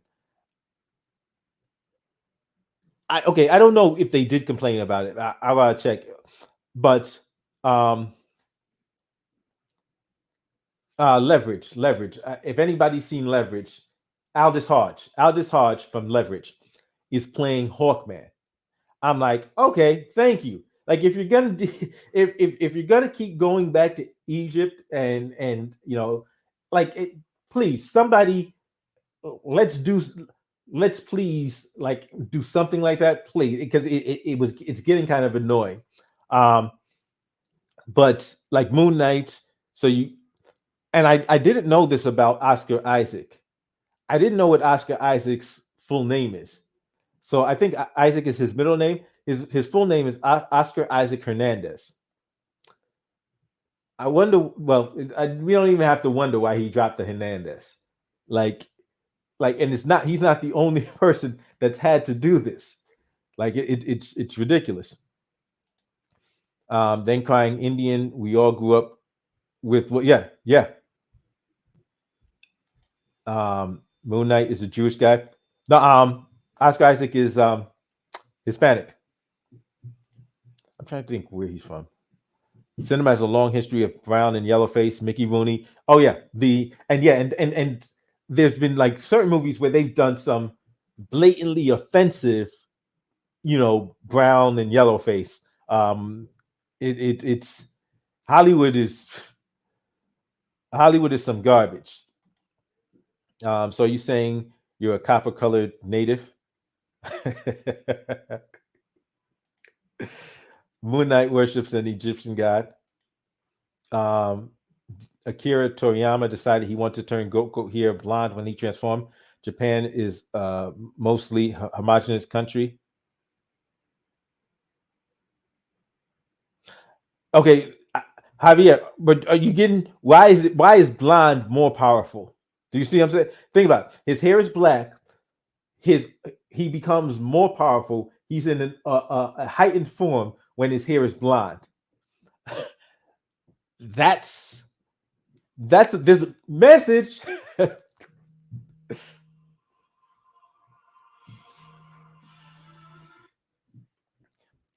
um, I'm saying the show, the guy playing Moon Knight on the show is a Jewish guy. Yeah, yeah. Oscar Isaac. His name is Oscar Isaac Hernandez. Is his real name. I'm pretty sure. Whitewash. Oh my God, so cool. Looks like us. I race. Stop. Okay, listen. I get a lot of people like Venom. Venom 2, I think we gotta agree. Venom 2 was they did Venom 2 was different than Venom 1. I think we all gotta agree on that, right? I know I'm just saying that since Moon Knight worships an Egyptian god, yeah, exactly. Oh, yeah, absolutely, someone, absolutely. But it's funny because they'll do these movies in Africa, and there's no black people. It's like, okay, wait a minute. When the movies in America, like there's no black people. When it's in Europe, no black people. It's in Africa, no black people. Like, wow, I'm starting to notice a pattern here. Like this is a thing you'll find in a lot of these Hollywood movies. Just and I remember Sinbad had actually made the statement where he was doing Jingle All the Way with Schwarzenegger, and he was like, "Can we get some more black extras?" And they're like, "Well, we don't want it. We don't want too many black extras because then it looks like it's an urban movie." Okay, you're right. I guess he is. Could have swear I saw something, and they said he was supposed to be Jewish. Blonde hair is recessive in nature, so it's rather ironic that going blonde makes you stronger. Nah, Echo. He's saying the actual character. Okay, let me see. Okay. No, Super Saiyan had blonde hair because it saved time during the production of the manga. Inking Goku's hair took forever.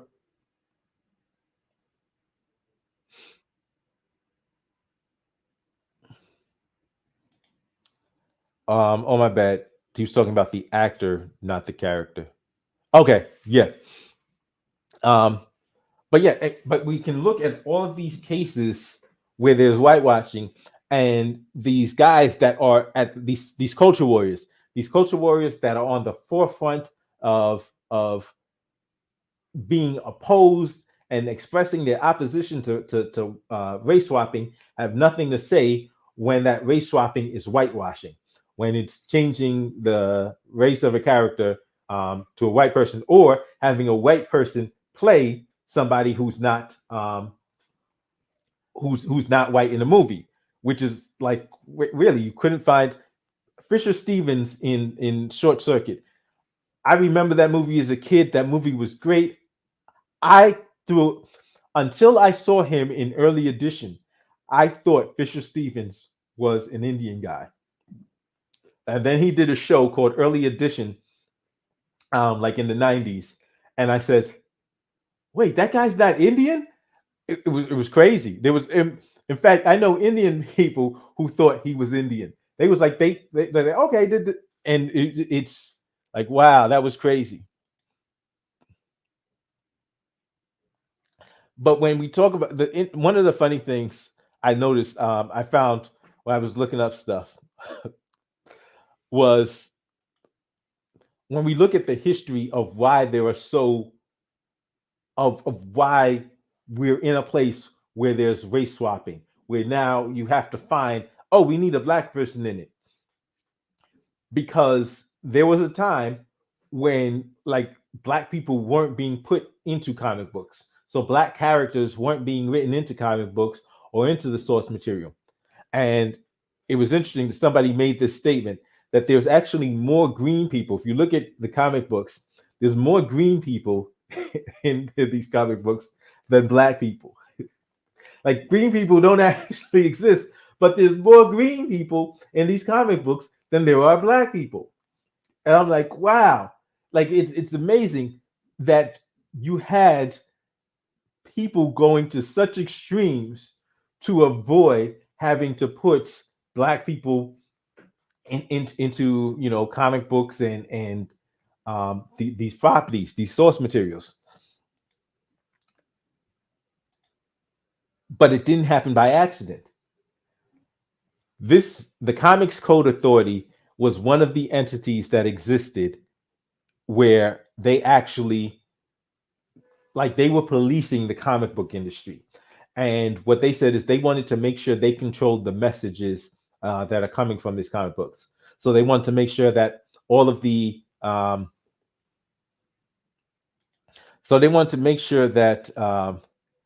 all of the guys, all of the good guys always won, that the criminals like had no redeeming qualities. Um, like there was a whole bunch of criteria that they had for these for this comic code authority, which was policing comics. And so there was even when they would like there was a guy, he made a comic book about this guy, this astronaut who goes to a planet where there's, I think he said there was green and blue people, and like one group of people was being mistreated by the other, and so he goes to like try to right the wrong. And when he takes off his astronaut helmet, it turns out he's black. And the Comic Code Authority like didn't want, like they no, you couldn't do that. You can't make the main character black. But this wasn't an isolated occurrence.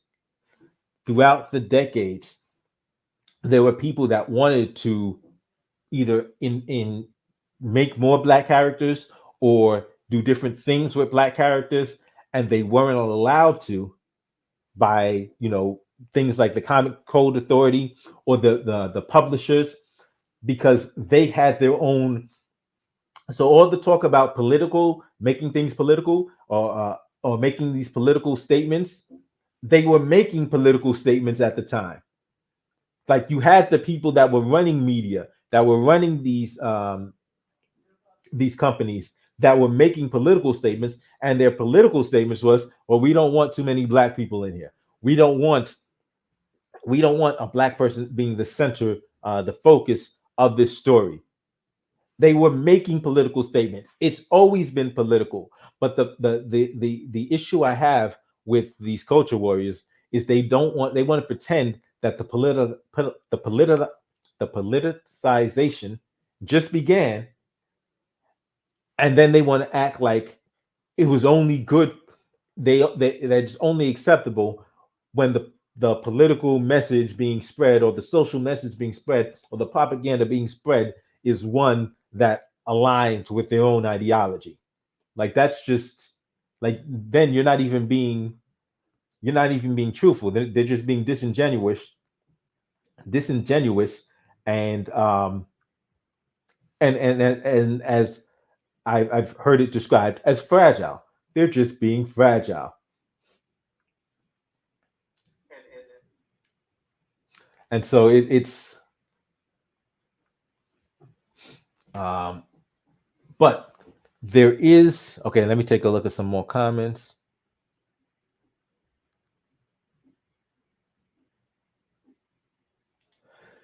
Exactly. If we only let us be in stuff as slaves and mammies till 40 years ago and all source materials pre 70s, we would never be in everything ever. Yes, exactly. Toriyama said that to cover the fact that it was done subconsciously. Don't care what he says. You could also talk about anti-blackness in comics. Forget Young Gripper. There were lots of subtle racism in comics when I was growing up. Yeah.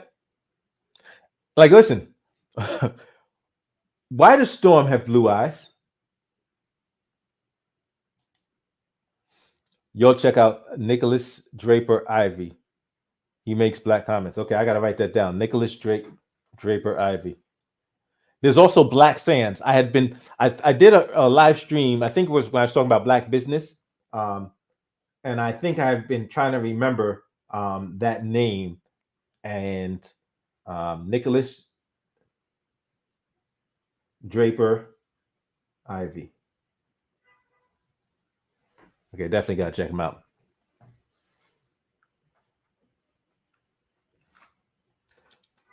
Um,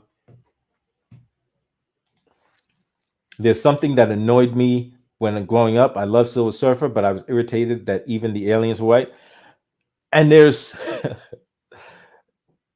like it. There's some of these like futuristic movies where I'm like, wow. So like they'll see a future where like almost everybody is white. I'm like, wow. Or even alien races are white. And when you're especially like if you're dealing with a place where there's like if you're dealing with the Kryptonians where they've got the sun, it's like wait a minute, should their skin be reacting to the sun somewhat? They will steal a black person's idea and make it their own anyway. Sanders probably never touched a kitchen or a chicken. Tackle at Dragon Ball Z is racist. Most of the characters in DBZ are white. There are no black people in Japan, so why would there be black people? Have you ever watched a Nigerian movie? Ain't no white people. There, not there. Sure, dude, reaching hella far. Japan isn't the white worship. That's China and the Philippines, dude. But listen, the Tacklad, look at Popo. They've actually had to change Popo for the American version. The original version of Popo, and I actually realized this because it wasn't just Popo. There's a couple of episodes where they actually have black people in the background, and they drew them the same way with the big lips. It's like from the Step and Fetch cartoons. The big lips, the bug eyes, and black skin. It's like wow. It was it's crazy. For example, Storm is a goddess, but she has straight white hair and blue eyes. Exactly. Apocalypse is supposed to be black, but they gave him straight white hair and blue eyes. Apocalypse for ancient Egypt. Um, but I want to get to the why. So, in other words, I do agree that seeing representation has a benefit. So, number one has a benefit for us. It's cool to see. Like I want to see like why wouldn't I want to see black people on screen doing cool things in movies? Um, but I also realize that the way it's being done is being done for a reason. The way it's being done now with the swapping instead of just original content is because they don't want it's basically a power play. So in other words, like how you mentioned that there's this that guy Nicholas Ivy. So he's I'm guessing he's a black comic book writer. and you've got black creators, black writers, black authors. Why isn't their intellectual property being used? Why? Because then they have the power. See, so it's a matter of, like I said, this is a power play. They actually don't want. They're actually trying to box black people out from having significant power within the industry. So they'll keep using the same properties that are owned by certain people and make sure that those people are able to make the money and keep control of these properties, as opposed to allowing and I'm listening to that, the use of that word, and I don't like the use of that word, but I'll keep on for the moment, as opposed to allowing other people, non-white people, to have their own, intellectual property being made into movies and TV shows and the like. But from our perspective, the focus needs to be, okay, wait a minute, enough with this allowing. We're not going to wait for somebody to allow us to do it. We've got to be doing it. And so the race swapping that's happening is being done to make us feel good about progress and the symbols of progress, without the actual underlying changes that need to happen. So we shouldn't be just like, I look at it, and as cool as it is to see a black superhero on screen, I would like to see a black writer making the movie, a black director directing the movie. I want to see a black studio making the movie. Like, I want to see that we have control, that we're using resources to create our own media, and tell our own stories, so that we're not waiting on somebody else and not at the mercy of somebody else to get our stories made, to get our stories produced, to get our stories out in front of massive audiences. And now, with the technology that exists, it's so much easier to do it. It's so much easier and so much accessible. It's not completely easy, but it's much more easy. It's so much more accessible than it was prior. But like, that's where I look at it, because I see that even though you've got these people on the left that say, "Hey, yeah, let's put, oh, we've got we're gonna change, we're gonna have a black Superman movie coming out. Oh, we'll have a black James Bond."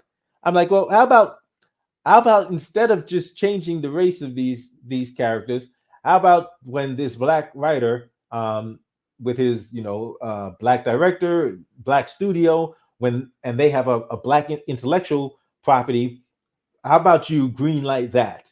If you really want inclusion, if you really want diversity, if you really are in favor of diversity, like, how about when the this black creator of this intellectual property is coming to get it made, and we've got a black director, black writer, black producers, black studio. How about y'all make that happen? How about y'all work with us then, as opposed to just saying, okay, we'll put a black face in front of you, but we'll make sure nothing else behind the scenes has changed.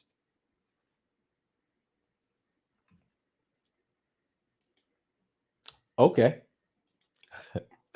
exactly. You made that comment about Storm just as I was saying. You got me triggered. It was so racist, I didn't even notice. I thought her eyes were glowing. I only realized in 2020 reading her wiki. Yeah. Um, I don't care about representation. I just want a good story. They want to rewrite history. Okay. See, here's the thing. I see representation. I definitely know it matters to young kids, without a doubt. Like, here's how it matters. A young black kid growing up seeing a white Superman, white James Bond, white Batman, white Wonder Woman, white Um, come on, what's another female? White Black Widow. And let's say he sees these are the superheroes he sees, and he looks up to them. He likes them.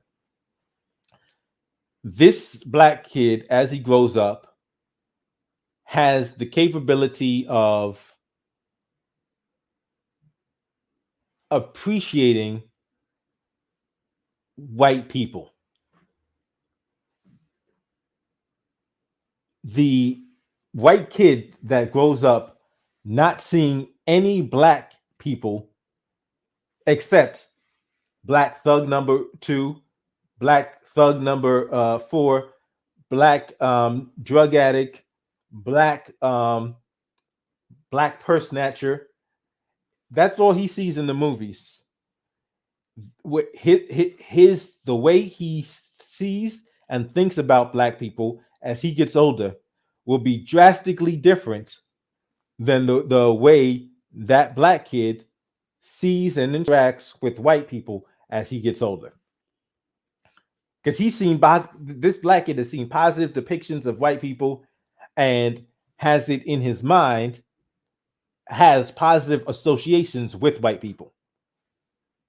This white kid sees these images on TV and has only negative associations of black people, and that stays with us. That the stuff that we see as we get older tends to linger in our subconscious, and affects how we interact with people. Now, if we are consciously aware and address it, then we can do something about it. But remember, we're in a society where people want to pretend that they don't need to do any self-reflection. So you've got this, and it's actually another component of that. There's also another component of how that black kid looks at black people. Because once again, that black kid, or if that black kid is seeing the same thing that white kid is doing, he's seeing these white people in positions of trust, positions of heroism. But every black person he sees in media is negative. That's also going to stay with him.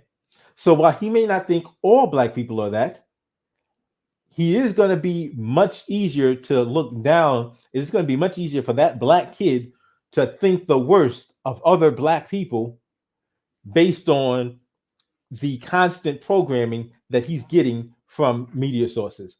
So we can pretend that the stuff that we see on TV has no effect on us, but that's not even realistic, because there's a reason why it's on TV. There's a reason why these people are careful to craft certain messages, because they realize the power of media. They realize, so just telling stories, just verbally telling stories, has the power to influence. If you're telling stories, if you've got the media of visual, you can see these vivid images and special effects, and you're telling a story, you're hearing it, you're seeing it, you're feeling it, you're feeling the emotion that it's evoking in you. Like a message is being given to you.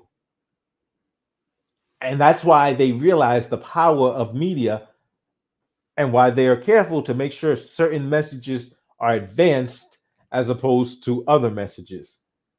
So the people that run Hollywood are well aware of the power of the media to influence masses of people. I'm not going to pretend like that fact doesn't exist. Damn, I never thought about it that way, Echo, not using black characters. Also, if black characters is well spoken, black people yell cap and say he isn't black.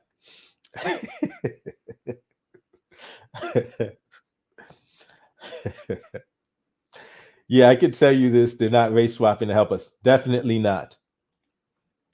Shout out Tyler Perry. Terrible movies, but at least he's creating studios for black creators. Gotta give him a hand. Definitely. I definitely appreciate it. He's doing, created a black studio. He's giving black actors work, giving black directors work. Yeah. Michael Jai White. Yes.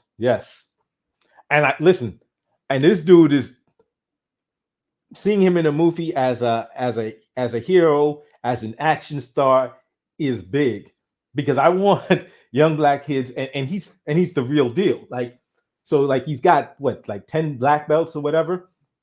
So you've got young black kids like, okay, now they like, hey, I want to take classes. They start taking martial arts, get taking learning discipline, and that's an awesome thing. Seeing them get into into the martial arts too is a great thing. In my time so far in corporate America, I've learned that diversity is just code word for white women and homosexuals. They they are so good. They are so good at using these words that we think mean something and actually mean something else. They are so good with that. And like we gotta start reading. Like if we're not reading the fine print, they will get us every single time. D, you are spot on. Yeah, that's true. That the only show I saw myself in Static Shock. If they do, man, Static Shock as a live action. Ooh, I'm just saying. Yeah, and listen. So just aside, I like Static Shock. You know, that you've got the comic book, the TV show. You also have Static Shock in the Injustice video game. Static Shock in Injustice, the video game, was one of the best characters in the game. One of the best characters in the game. I had to throw that out there. Milestone Comics is a comic book company that started in 1993, was created for representation. It didn't succeed, however, in closing that. Damn. There's not enough black villains in Hollywood. Most of the villains are white. So no, like see, here's the thing: there's plenty of black villains, but they're not major villains. They're petty villains. So they'll have plenty. Like it's amazing that they're like Hollywood is saying, black people, we don't even respect you enough to make you main villains.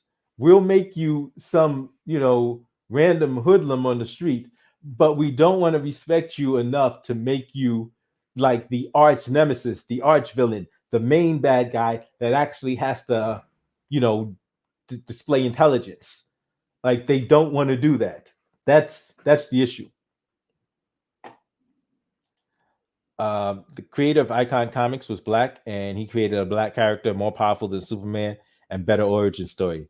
The character is now part of DC lineups. Wow, DC bought Icon Comics. That I 100% want representation. And I was reading comic books when there was hardly any black characters and went through horrendous racism. I appreciate representation even more than most. Absolutely, man. I get it. Absolutely. However, I don't entirely agree on how this representation should be done, but I definitely want representation. Definitely. I get it. Status Shock is a milestone character, by the way. Yeah, yeah. But yeah, I mean, I look at like there are enough. In fact, I really want to see them make more. I want to see more, and not even them. I want to see somebody. So I mean, I know there's black filmmakers out there. I want to see them start adapting Octavia Butler's science fiction to movies. Like Philip Dick was a prolific sci-fi writer. Octavia Butler was a black author, sci-fi writer, and to see her stuff come to, in fact, I could definitely see Jordan Peele doing something like that. Like there's, in fact, like it's the potential is there, and that's where I see the focus, where I want the focus to be. So I see what they're doing. If Idris Elba's in a movie, like they put Idris Elba in Hobbs and Shaw, trash movie, but I'm like, okay, I'm Black Superman. I gotta watch it. That line, that line, you got that line in the movie. I gotta see the movie. I gotta see the movie. Okay, so movie was trash. Like they didn't even like, and even how they beat him was ridiculous. But like it would, I'm looking forward to a point when there's like it's not just this superficial representation, where there's actual black stories being told, and people can then learn, could then, because I think that's part of the I think that's part of the path to empathy. If you can start to see people that look different than you, um, and emote with them, in like in TV and movies and stuff like that, it increases your capacity to see, to do that in real life, if you're not having those relationships with people that don't look like you already.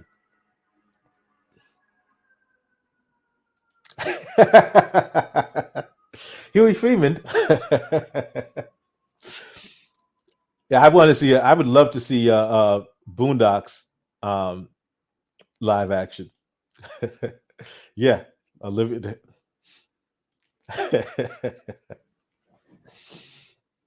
Yeah, this was a good topic. This got really entertaining. We had some we had some side conversations. This was a really good stream. I really appreciated this. Shout outs to everybody on the stream.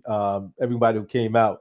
I really this was I really enjoyed today's stream. They should have cast Idris Elba's Blue Marvel instead of Heimdall, in my opinion. My question is, are they gonna bring Blue Marvel? So before we end, I want to talk about the Marvels coming. So we know they're coming out with Captain Marvel 2, and it's called the Marvels. So it's gonna have Miss Marvel, the Indian girl who's coming out with her Disney Plus show. It's gonna have Captain Marvel. It's gonna have Monica Rambeau as she's probably gonna be Photon. Um, but I was wondering, wait a minute, Marvels, that their possibility is available for them to also bring Blue Marvel in. I don't know who they would have play him, but the possibility would be there, as Blue Marvel and Photon, if I remember correctly, yeah, they actually were together for some time in the comic books. That would be a really slick move. But in the side note of what I want them to do with the Captain Marvel 2 movie is, this is like, I'm demanding this. I'm demanding this from Marvel on this day. Marvel has to do this. Disney has to do this, or else the Captain Marvel 2 will be a failure. They have to introduce Rogue in this movie. That's where Rogue has to come from. So they have to have, and so it appears that the movie is going to be dealing with the the scrolls. It would make sense for them to be, if she winds up chasing a shapeshifter that she thinks is a scroll, but is actually Mystique, and in her attempt to capture Mystique, by the end of the movie, she gets taken out by Rogue, and that's how the mutants, if the mutants don't appear by then, that's definitely where the mutants start appearing inside the MCU. If you don't do that, you've wasted an opportunity. Totally agree with you on the empathy commentary. Empathy is highly racialized, yes. But what I mean is that Static Shock was created by Milestone Comic Company. He was originally called. Oh, what I meant is Static Shock was created by Milestone. Okay, he's originally called Stock. Okay, and then DC bought it. Okay, yes, they will absolutely have the Blue Marvel. Yeah, yeah. Marvel Comics can keep the Captain Marvel character in the trash can. Right. Yes, yes, that would be a great way to introduce X-Men. And then you would finally, it would be the first time we actually would see Rogue with all of her powers, because we've never seen Rogue fully powered. We've seen Rogue, like, because remember, that's where Rogue gets her powers from Carol Danvers, the power of flight and super strength, because she almost kills her. Like, she puts her into a coma, and she permanently has her like part of her psyche and her powers. Like, that they have to do that. So we got to start a letter writing campaign right now. I'm kidding. But thanks everyone for checking out the stream. It was a really fun stream. Hope everybody enjoys the rest of their evening, and I'll see y'all next time. Have a good one, everyone.